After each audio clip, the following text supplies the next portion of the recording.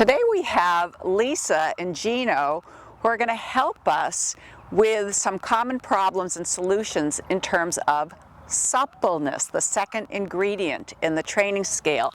And when I talk about suppleness, you have to remember that most horses are like people. They're left-handed or right-handed.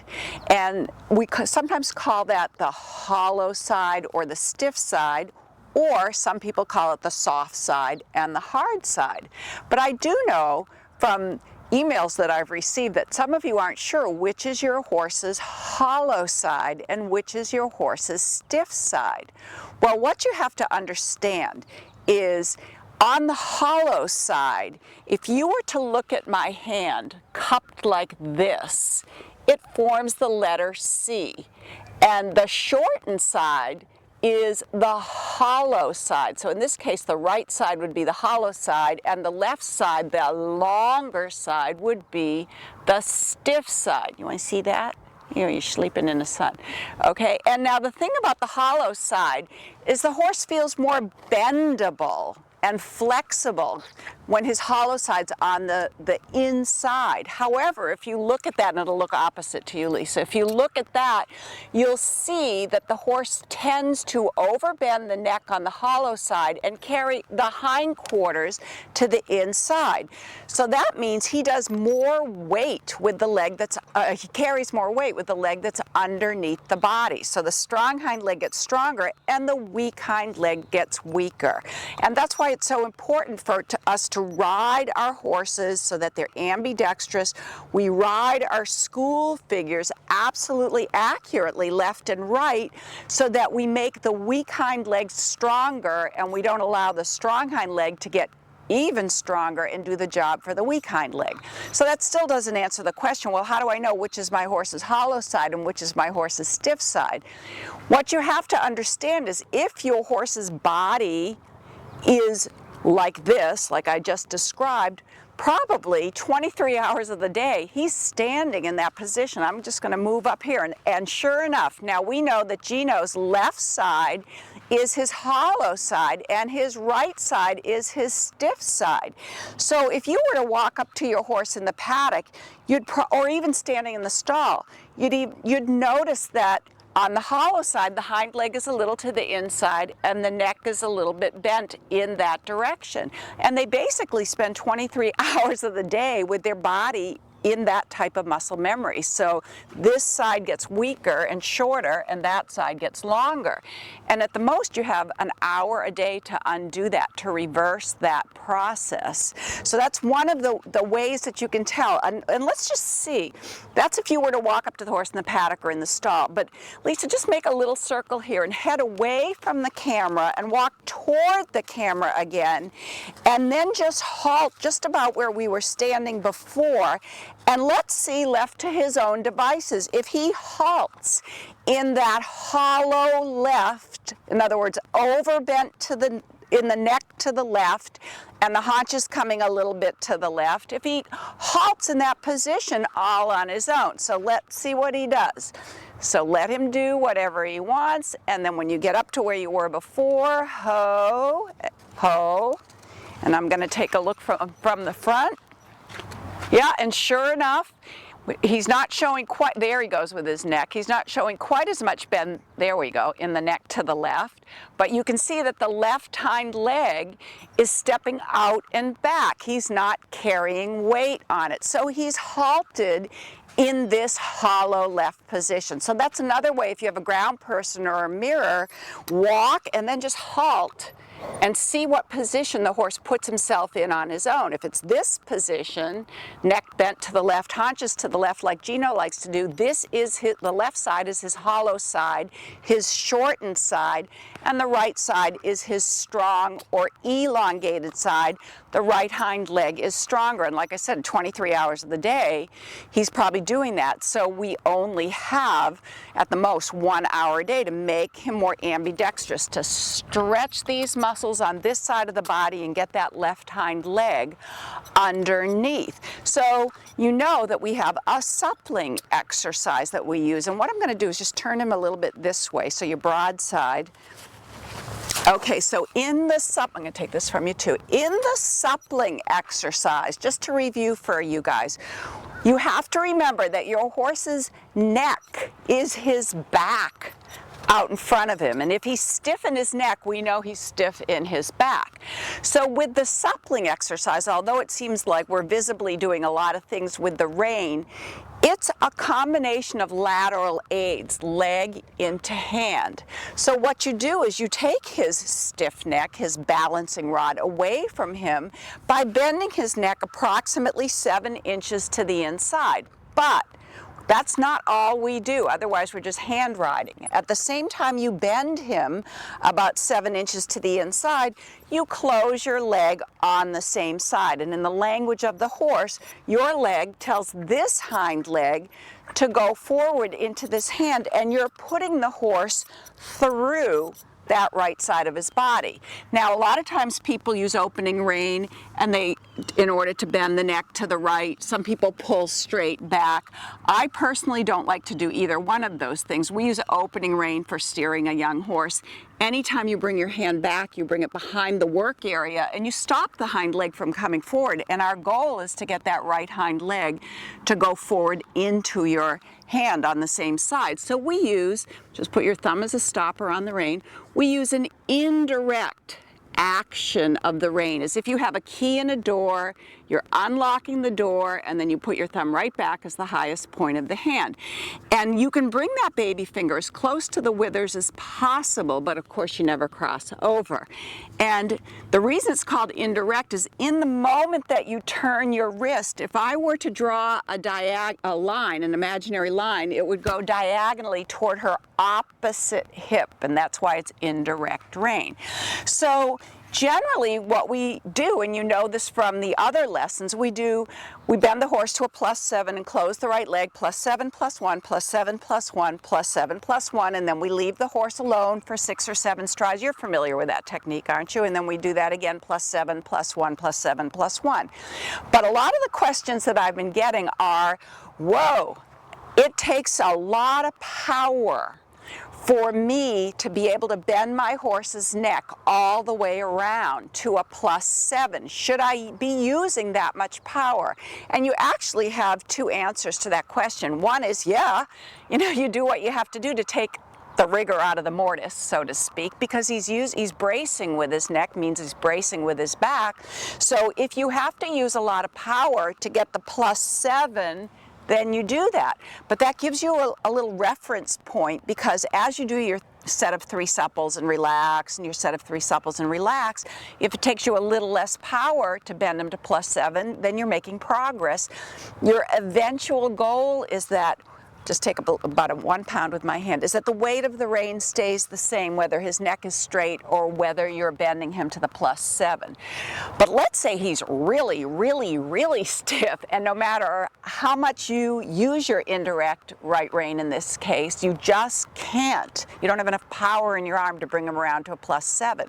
The reason I say +7 is that I don't want you to go beyond 7 inches. I don't want you to bend the horse's neck so much that he pops out the other shoulder and you lose control of the other shoulder. So like +7 means that's the limit of the amount of suppling.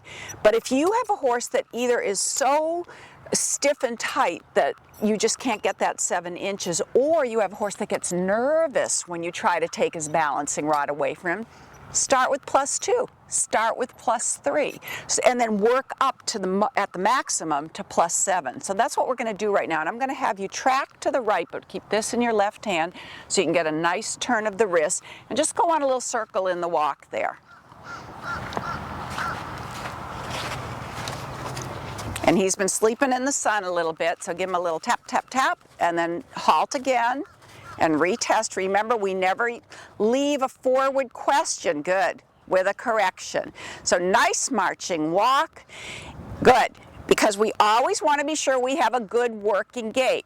So Lisa, what I want you to do is start +3, closing your right calf and turning your right wrist, bend his face 3 inches, good, and straight to a +1. I say straight because you're on a circle, turn early. So 3 times in a row, +3, +1, +3, +1, +3, +1, and then follow with your elastic arms and oh good, and you see falling down neck, that's very good. So that's another test of his suppleness. Not only does the horse lengthen and lower his neck after the supples, but the weight of the rein looked like it didn't get much stronger. Did it get much stronger, Lisa? No. So he's showing a marked degree of suppleness in this right side from the last time I've seen him. So let's go to +5. So the same action of your hand, keeping your right leg forward on the girth, +5 and immediately straight, 5 inches and immediately straight, 5 inches and immediately straight, and row, row, row your boat. And you can see, very nice, that he became even more supple through his right side when she did that. So now let's do the max. Let's do +7. +7, +1, make sure that you finish in a +1 where you just see his inside eye and inside nostril. And every time you use the rein, you use your leg. And make sure you're using your leg on the girth. +7, awesome, awesome. And tell him good boy. That was great. So Gino's actually being quite supple today, but if you felt that either he got very, very nervous or you just didn't have enough power in your weedy little arms to bring him around to 7 inches, you could start at +2 like we did in +3, and maybe on one day you only get up to +3, but you can start on that the next day and you build up to a +5. The reason I say +7 is that that's the maximum. Now what I want you to do is change direction on the circle, but keep your whip in the same hand.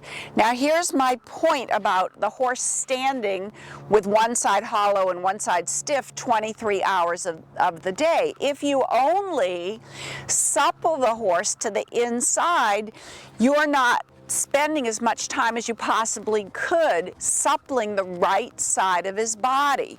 So we're going to support with the left hand, keeping it in riding position. We're going to keep all 4 of his legs on the line of the 20-meter circle, and you're going to counter supple him. So if you're not supporting with your left hand, his shoulders will go to the outside. So think about your left arm as a side rein, and let's just start with a -4. So go -4, bend his neck to the outside and close your right leg, -4, 0, -4 inches, 0, -4, one more. Good, 0, and then row, row, row your boat. Well done, you. So people, you have a choice. If your horse gets nervous when you try to go to the full +7 or -7, or if you don't have enough strength to bring his neck, his balancing rod around that much, start with a smaller number. He looks quite good though, Lisa, so do -7, 0. 3 times in a row. 7 inches, close your right leg and straight, and 7 inches, close your right leg, and in your mind your mantra becomes, my right leg is sending your right hind forward into my right hand. Awesome. And then row, row, row your boat. Well done, you. Good. So bring him back over here for a second. So that's my answer to your question, people, of I can't get 7 inches either to the inside or to the outside. My horse either gets really, really nervous and worried, and remember, any work done in tension is a waste of time, so we start with less than 7. The point is we don't go beyond 7 inches, and if you only have an hour and you know that he's in this position all the time, as his physical therapist, we want to spend as much time as possible stretching the left side of his body. Okay, so that was great, and I'm really thrilled because he's a ton more supple than the last time I saw him, and I'm sure you can feel that too. That is awesome. So, but let's talk about a horse that, even though you've been doing +7, +1, +7, +1 for a long time, you're still feeling this marked hollow side, stiff side. I'm going to show you an exercise that I was taught by someone from the Spanish riding school. It's going to look a little bit bizarre. It's called milling. Have you ever heard of milling before? No, it's an extreme form of suppling. And what you do with milling, you only do it in the walk. And unfortunately, I've seen some people do this as a punishment. It's never done as a punishment. It's done as a physical therapy exercise for the horse for two things: to help him stretch the shortened muscles on the in this case left side of his body, and to help him come through his pole. So you walk the smallest circle that you can walk that's still in a 4-beat flat-footed walk. We don't want him pivoting around a front leg. That would be too small. But if you're not doing a tiny, tiny, tiny little circle, then you're not going to get the job done. Other things you should know about milling: it's the only exercise that you do with the reins a different length, because we're going to mill him to the right to really stretch the left side of his body. So when we turn him onto the mill, you're going to basically let go of your outside rein so he doesn't feel claustrophobic. And to the degree that you let go of the outside rein, you're going to slide. You're looking at me like, whoa, Jane, this is really weird. You're going to slide way up on the other rein, and if you have to even put your hand behind your knee, that's fine. But what you're going to do in this very short rein is that you're going to walk this really, really small circle. And I want it, before he changes, I want you to notice that his left ear is lower than his right ear, okay? Because that's going to be one of the things that we look at. That's a dead giveaway, this tipping with the lower ear, that the horse is not through his pole as well. So we're going to walk him, let him relax for a second, on the mill until one of three things happens. You get so dizzy you have to walk out of it. That's usually what happens to me first. And the two tests that show that the horse is really starting to stretch that outside of his body and come through his pole, that's the first vertebrae right behind the ears, is that all of a sudden you'll see him go from this position where his left ear was lower, and he'll straighten his head and his ears will come level. So his ears will come level, and you can continue along the mill, and you could drop that inside rein. You could put a big loop in that inside rein, and he keeps his neck bent around to the right. So when you're doing the mill, those are the two things that you look for: that you could give that inside rein away and he keeps bending his neck to the right, and that the ears come level. Now in the beginning, depending on how stiff your horse is, you might get dizzy before you get to the point that that happens. So let's say you're on a 20-meter circle, and you pick a point along the 20-meter circle, and you mill, you go around a few times, and he's still tipping his head, but you're so dizzy that you've got to get out of there. That's okay. Go back onto the 20-meter circle, get your balance back, and then find another place on the 20-meter circle to mill.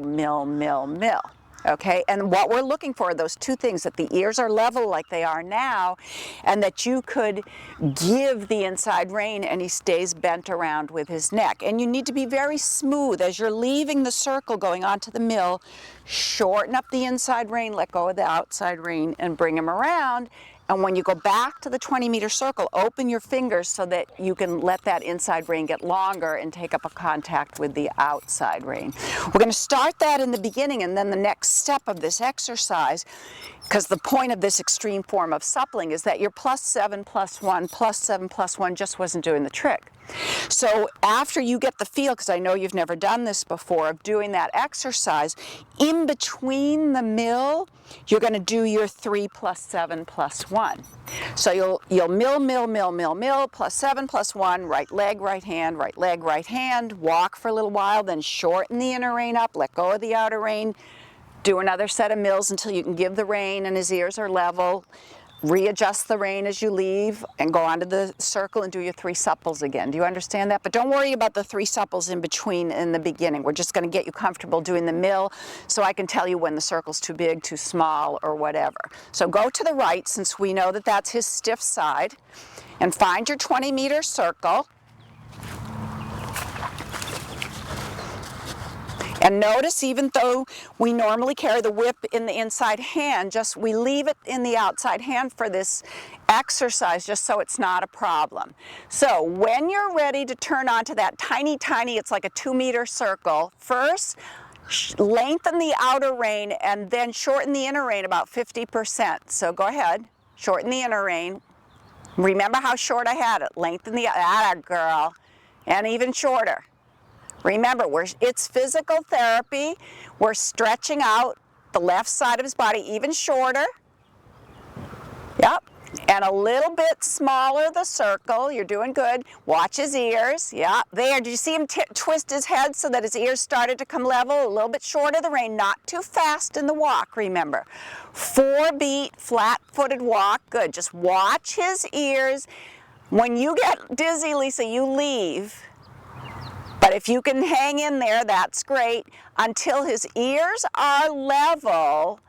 And you could put a loop in the right rein and he stays with his neck curled around. There, he twisted his head again. Did you see that? Shorten the rein a little more, it'll happen sooner. And the reason the horse isn't claustrophobic is she's completely dropped the outside rein. And from time to time, give him a little squeeze with your right calf to help put him through. There, he's starting to come. Good. Smaller circle, it's getting a little bit too big. Boy, you have better balance than I do. I wouldn't have been able to do that many.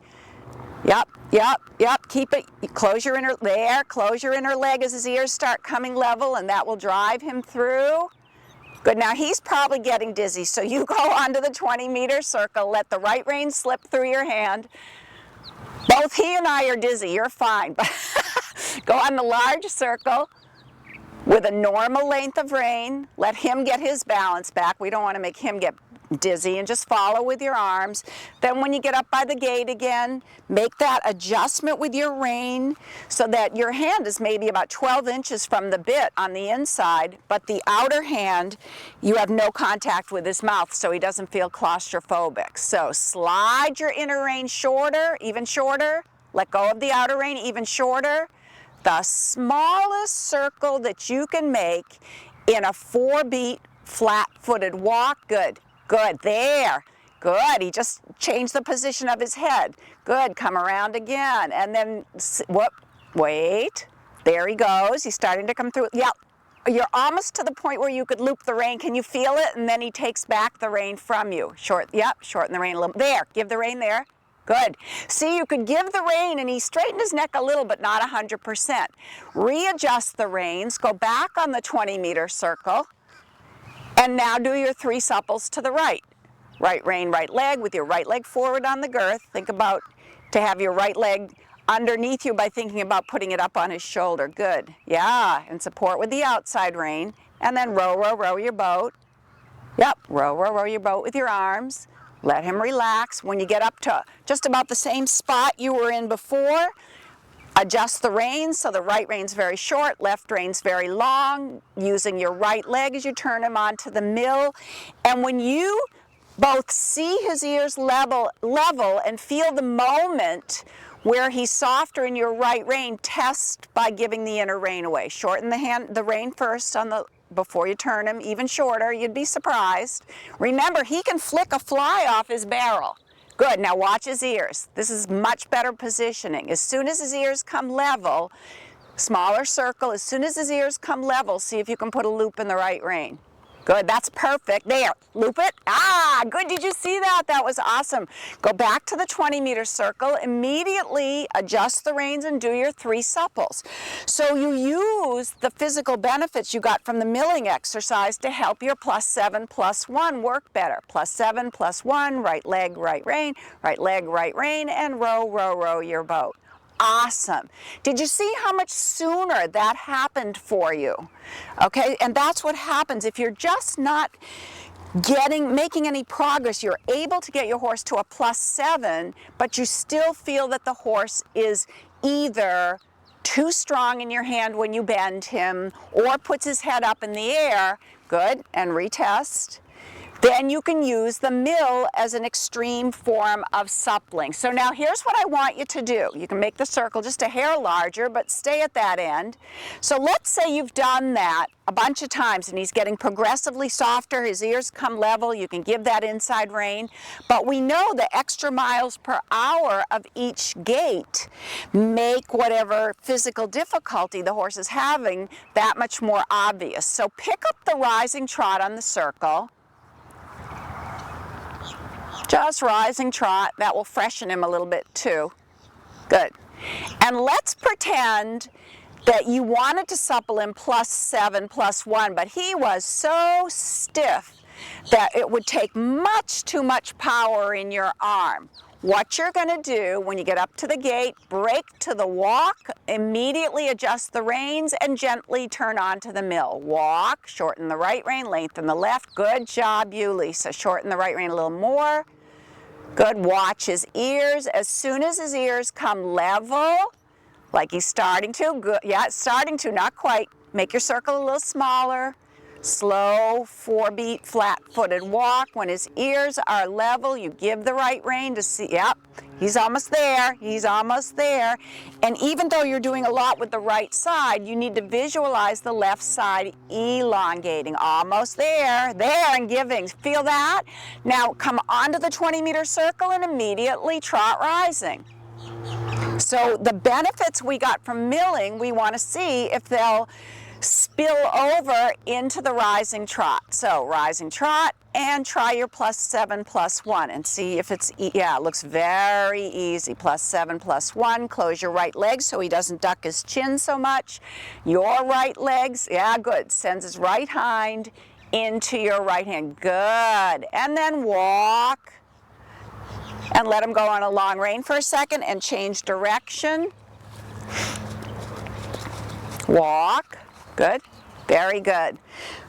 That was awesome. So that's a little tool to have in your toolbox if your +7 +1 supples either just aren't doing the trick, or you feel like you've been doing it for a month and you still have to use too much power in your arm. You can use the milling as a gentle but extreme form of suppling when he passes those 2 tests with the ears level, and that you can give the rein and his neck stays around. Then your +7 +1 should be easier. So the point is, I don't want to make him do a lot of this in the trot and in the canter, but as soon as you go to the trot or canter, we just showed the trot, and if you feel him stiffen up on that right rein, don't fight it. Go back to the walk like we did, mill him, and then go back to the large circle and resume your normal suppling. You get that? Okay, so now it's the same thing, like I said, 23 hours of the day he stands in that position. You only have 1 hour to sort of counteract that. So you're going to do the same thing in this direction, but you need to leave enough room at the gate end. You can move your circle down here just a little bit. So no matter where we mill him, you're going to mill him to the right, but go back on the circle to the left. Do you understand that?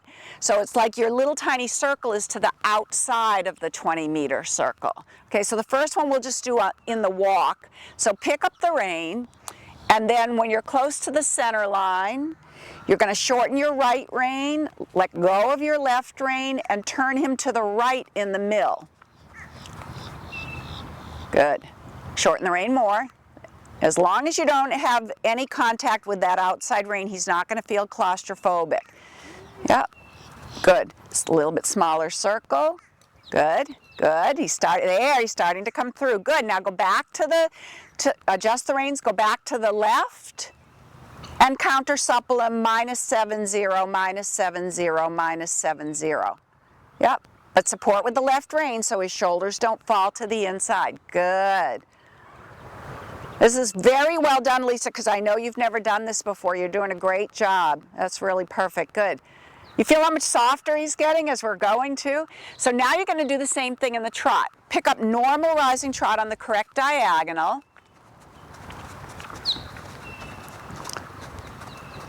And we're going to pretend that he's just pulling on your right rein. He's leaning on your right rein, and his shoulder is popping to the right. So when you get about at the center line here, do what you did before, but break to the walk. Remember, we only do the milling in the walk. Shorten the right rein, lengthen the left rein, and let go of the outside rein. Slow, 4-beat, flat-footed walk on the smallest circle you can do. Remember, it's not a punishment, it's a physical therapy exercise. As his ears come level, do another one. As his ears come level and you feel like you could put a loop, there it's coming, in the right, there it's coming, there, do you feel that? Now go back on the circle to the left. You have to be very adaptable, versatile with the length of the rein, and trot right away. And do your counter suppling and see if it feels any easier. That's very nice there. -7, 0, -7, 0, -7, 0. Awesome. And then let his neck fall down. Don't let him fall down. Let his neck fall down into your hands. Yep. Good. Good. Excellent. And then sit and tighten your tummy muscles and walk. Very good. So we'll give him a little break, and in a second we'll do another suppling exercise. Turn down a line that's called the second track, which is 1 meter off the rail, and ride straight toward the camera, 1 meter off the rail. And then you're going to try to supple him to the right, and let's see if he's supple enough now to stay on that line. Whoa, the shoulder went right to the left, and do it again. Oh, and the shoulders went right to the left. Okay, so what that tells us is that either the horse is not 100% supple to the right, or you're not supporting enough with your left rein to keep him between the aids. So just pick up a trot just to get back to that spot again. Rising trot, and then walk before you're going to turn onto the second track. Good girl. Very nice. And walk. Look at the camera so you know you're 1 meter off the rail. And this time you're going to support more with your left hand. Find that marriage between left hand and right hand. Good. And +7 +1. +7 +1. Oh, that means you need, that was better with controlling his shoulders, but could you feel how his haunches went to the right? Thank you for doing that. When that happens, see, the first time you didn't have control of his shoulders, you didn't block off his escape route by not keeping enough left hand. That time, his right hind was not directed enough into your right hand, so you need a more influential right leg. So walk, let the reins be a little longer. We'll take some of the difficulty out of the exercise. A little bit longer the reins.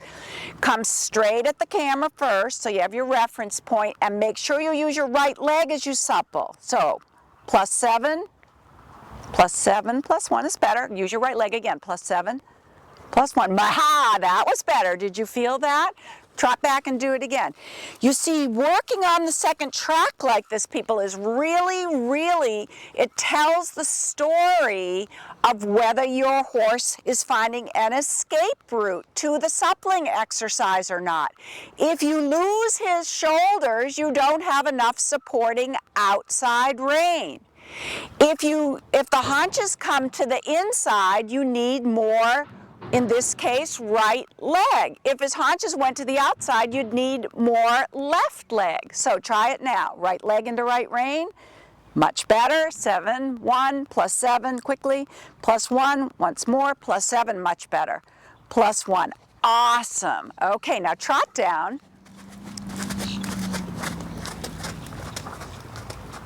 Rising trot, just fresh, because we've done so much in the walk. Let's just freshen the trot. Good. Let the reins be a hair longer so he can have that fall. Yeah, lovely, Lisa. Good. Now keep the reins that length. Walk. And you don't have a lot of room, but try the suppling again in the walk. So block off all the escape routes. Your right leg directs his right hind into your right hand. +7 +1. +7, good job. +1 +7 +1, awesome. And long rein and pet him. Well done, you. So we'll leave that subject for a little while now. So now I have Melissa and Sam to continue with our problem solving for suppleness. Lisa and Gino did great showing us suppleness through the body, but you know, you can't really connect your horse and put him through if he's blocked any place. And one place that the horse really gets blocked is up at the pole. That's right behind the ears. So we do the same type of action of the wrist that we did with Gino, this indirect rein, but what we want to do is address the positioning of the horse's head at the end of his neck. Now, oftentimes when people do this and they try to supple the horse in the pole with one indirect rein, then the other indirect rein, which by the way is completely completely different than going like this, and sawing on the horse's mouth, because that's just moving the bit in the horse's mouth, and that just makes the horse bring his throat latch in and breaks him in the throat latch.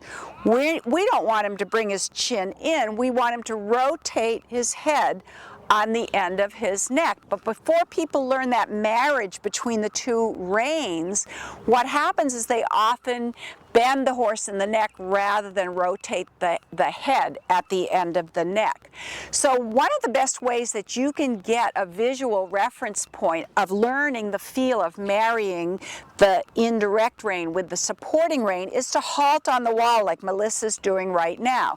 And you line up your horse's body absolutely parallel to the rail, so you have a visual reference point of his neck being absolutely parallel. And what you're going to do, just do it correctly the first time if you can, is you're going to make him look a hair to the left by turning, there, that's enough. Now he's in left flexion and his neck hasn't changed position. Do the exact same thing now to the right. Support with this, that's enough, that's enough. Good. So you see how subtle, how small this movement is. Do it again toward me. Just see the left eye. There, that's it. And his neck never changes position. And now to the right, support with perfect. So you're rotating the horse's head on the end of his neck. Now here's what happens until people learn that feeling. I want you to pretend you're doing that, but take him to about a +3 there. Now you can see that his neck is no longer parallel to the rail, and now do it to the outside, about a -3. So when people are trying to supple the pole, if they do that, the horse can give you his neck and still stay blocked in the pole. So you have to find that marriage between inner and outer aids that you just barely get that little change, position left, position right, position left, position right, and you'll see as the horse comes more through his pole, I'm sure you couldn't see it from that angle, but his crest, did you see that? His crest starts to flip over if you're really catching him in the pole. But in both cases, and he's harder on the left rein right now, by the way, than the right rein, I can feel. She says, yeah, I'll agree with that. Ugh! You can see it almost wanting to pop over.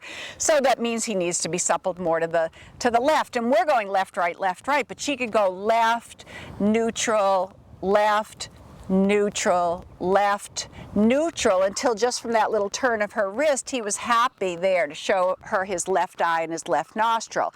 But get your bearings, start on the wall, know that your horse's neck is absolutely parallel to the wall, so that when you ask for the flexion left and right, you know that you're catching the horse at the pole. He's not staying locked up at the pole and just giving you his neck. Now with Lisa's horse, we saw some of the escape routes that the horse can take if the rider isn't using all of the aids. Sometimes Gino fell out the left shoulder and she had to be more supporting with the left rein. Sometimes his haunches went to the right, which was an indication, which happens with a lot of riders, is that she forgot to use her right leg to guide that right hind into her right hand, because that's the whole point of this. You're putting the horse through the right side of his body. But what we're going to show, what Melissa and Sam are going to show, is a little bit of a different thing. We're also going to work on the second track, which just means 1 meter off the rail, and you're just going to go in the walk. But what this will tell us, as you try to go back and forth from what we just did, left flexion, right flexion, left flexion, right flexion, we want to see if she can just capture his pole, or because he's still stiff in his pole, does the action of the rein ricochet somehow through his body and his body falls one way or the other. Okay, so just turn to the right there in the walk. He's a little bit dozing in the sun, so you can sharpen him up a little bit. Come on, Sammy. There you go. And then you're going to walk on the second track, 1 meter off the rail. And you're going to go all the way down so you have plenty of room. And you're going to alternate right flexion, left flexion. And when you flex him to the right, you're going to let his body fall wherever it wants to fall. And now flex him to the left and let his body fall. Whoa, there, good. And then flex him back the other way. Whoa, and there goes his body. So when the horse does that, you're going to come back and do it again. This time you're going to do it right, Melissa. When the horse's body doesn't stay exactly 1 meter off the rail, you know that the suppling is not going through his body 100%. It's the use of the rein is ricocheting through his body in a negative way. And the reason I like to do this 1 meter off the rail is if you do it on the wall, it's harder for you to tell if the horse was going to fall out to the left. We wouldn't know because the wall would hold him. Awesome. That was pretty darn good for a horse that he hasn't even had a warm-up yet. That was very good. Just do a large circle to the right down there, just so you can do a warm-up rising trot. And then we're going to do the same thing in rising trot.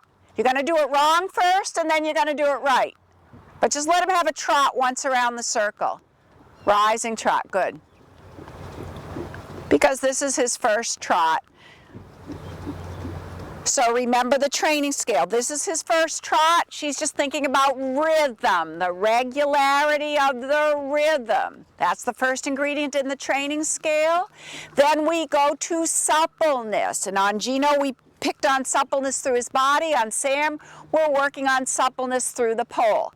So come 1 meter off the rail and start to supple him at the pole, but let his body fall away from the use of the rein, one way and then the other.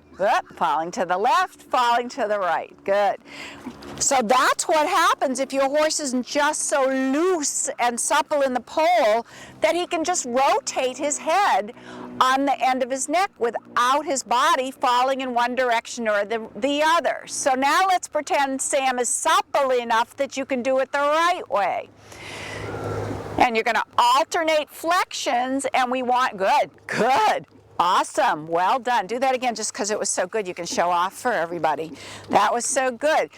So once again, if she was on the wall and she suppled him in the pole to the right and his body was going to fall to the left, we wouldn't know that because the fence would be holding him up. So it's very good to ride on the second track.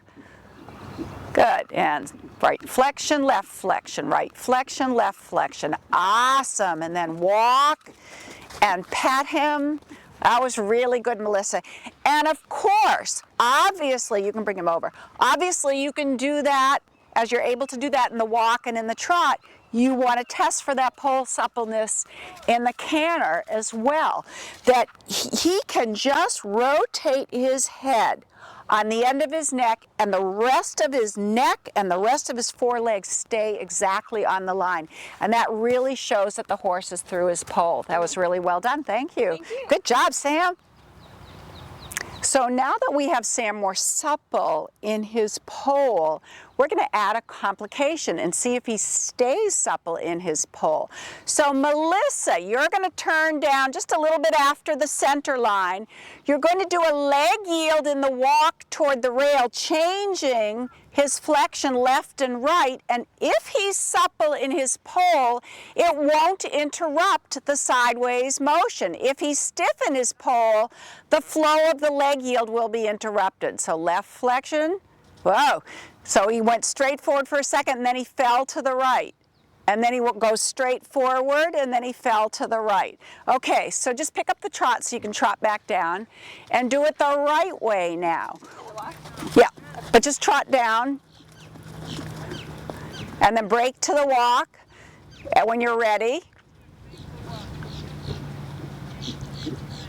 And what you're going to show now is that the degree sideways you're going in the leg yield stays exactly the same as you change his flexion left and right, because he's more supple in his pole. So this is another good way for riders to test if their horses are truly through the pole. So start your leg yield, good, and left flexion and right flexion, and left flexion and right flexion, good. And the steps sideways stay absolutely uniform. Well done. Good. And notice she's not wiggling with her fingers. You can pick up the trot and do it in the trot. She's not wiggling with her fingers. She's turning her wrist to get that positioning of the horse's head at the end of his neck. So you're going to do it correctly this time, where his degree sideways will stay exactly the same. while you change his flexion left and right. Good, turn, start the sideways, and flexion left, flexion right, flexion left, flexion right, good, awesome, and turn and freshen the trot a little bit and then do that once more for us because that was beautiful. Good, good, lovely, very nice. Start in counter flexion this time. So left flexion as you start to leg yield and right flexion and left flexion and right flexion and left flexion. Awesome. And rising trot and let him have a little stretch. Very good. And then walk. So you can see the flow. You can see the flow of the leg yield in terms of how much Sam was covering ground forward and sideways, stayed exactly the same while she was changing his flexion left and right. And so that shows he had no block up at the pole. So those are two exercises you can do to check that you really have the suppleness at the pole.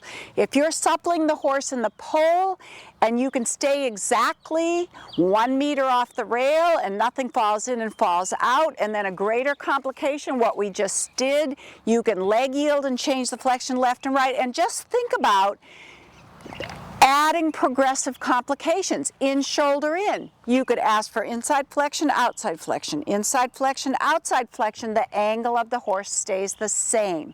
Same thing for haunches in. Same thing for half pass. Same thing for counter canter. We want to know that there's absolutely no block laterally left and right at the pole, because only when the horse is loose and supple in the pole can you push him through with your connecting aids.